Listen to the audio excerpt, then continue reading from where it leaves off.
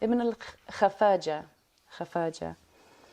And he wrote a really beautiful poem called The Mountain. So I want to show how, in all of this, I want to show how much they saw themselves reflected in the earth and the earth reflected in themselves. They really were seeing it as a mirror.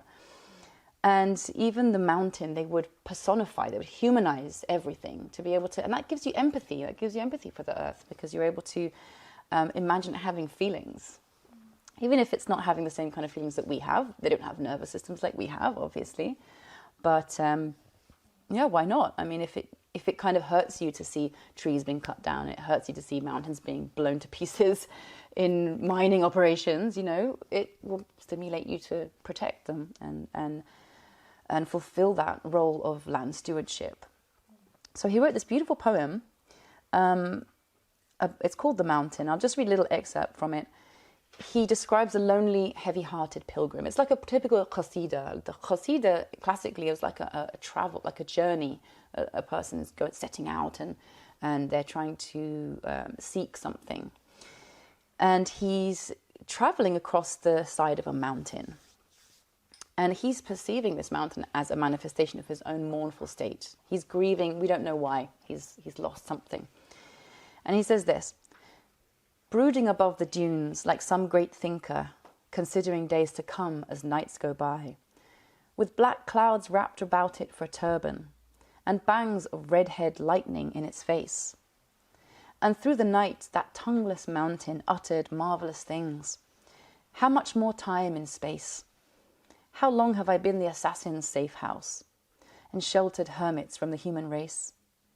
How long should I be shepherd to the stars, with lidless eyes that cannot help but see them rise and set and rise as nights burst past, right to the last night of eternity?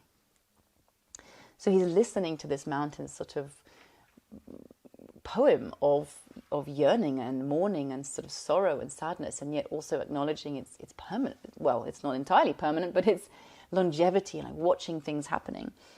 And then he actually greets it. He says, I answered him, peace. One of us has to stay and one move on. And he goes on. It's a very poignant poem, mashallah.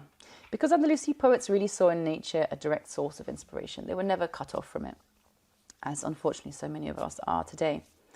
I'll read one more poem by the Granadan poet Abdullah ibn al-Salmik. These were quite early. This is like from like the 12th century or older. He says, the garden of green hillocks dresses up for visitors in the most beautiful colours, as if a young woman's dowry was spread out, glittering with gold necklaces, or as if someone had poured out censers of musk powder, mixed with the purest aromatic oils. Birds trill on the branches like singing girls bending over their lutes, and water falls continuously like neck chains of silver and pearls. These are splendours of such perfection they call to mind the beauty of absolute certainty, the radiance of faith.